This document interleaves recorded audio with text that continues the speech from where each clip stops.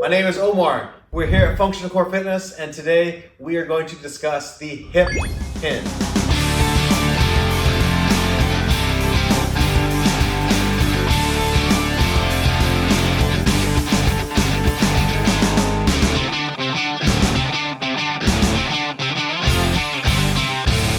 So now, as the exercises are coming up off the ground in our video series, today we're going to discuss the proper position of the hips and the proper movement of the hips in the hip hinge.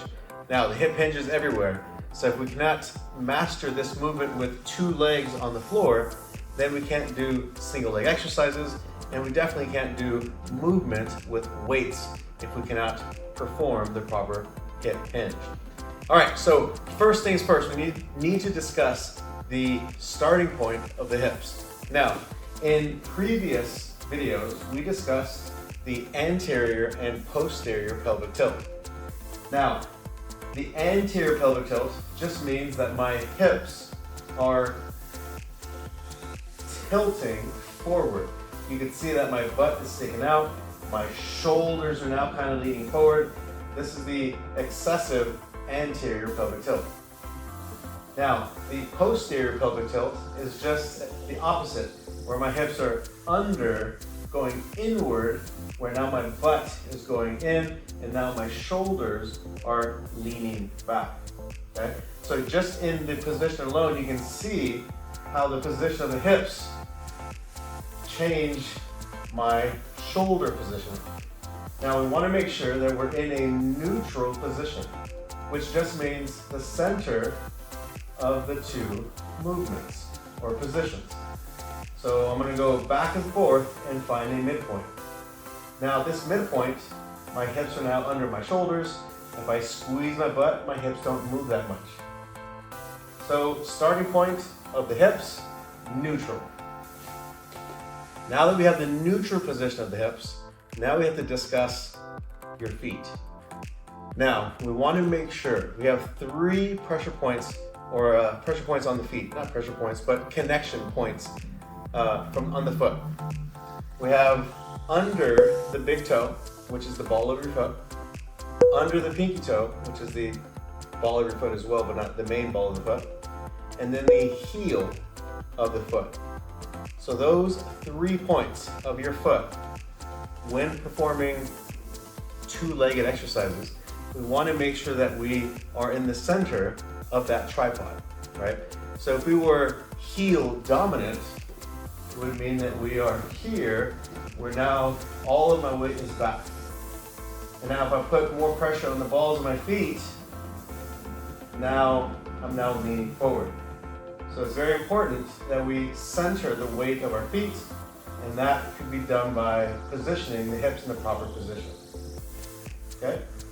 Now, once I find the proper connection points, once I find the neutral alignment of the hips, now we're going to perform a movement, which is the hip hinge.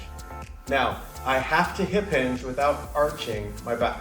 So, if I hip hinge and I bend like this, then this isn't a hip hinge, this is more of a bending forward.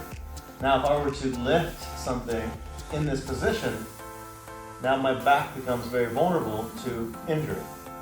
And if you lift like this for a long period of time, at some point, it might catch up to you. So we have to properly position our hips so we avoid injuries. So in order to hip hinge correctly, I really have to have the flexibility of my hamstrings. Now, if you see from the starting position, I'm going to place my finger here right under my butt. As I go into my hip hinge, notice how much movement that where my finger started, that was how much my hamstrings stretched as I hip hinged. Now, when I hip hinge and when I run out of hamstring flexibility, my back starts to give up or starts to arch. So if I hip hinge and my hamstrings are tight, the lower back will start to round. So what we want to do is only hip hinge as far as you can hinge before you start to arch the back. Now, the one way that I would explain to people visually how to hip hinge is pretend as if you are in front of a door that's slightly open. And what you want to do is when you hip hinge, you should hip hinge back where the door starts to open because your butt starts to push the door. If you are bending forward and you're not moving the door, then that's how you know you're doing the movement incorrectly. So, proper or neutral position hips, and now hip hinge back. Now, when I hip hinge, another thing I want to think about is my knees.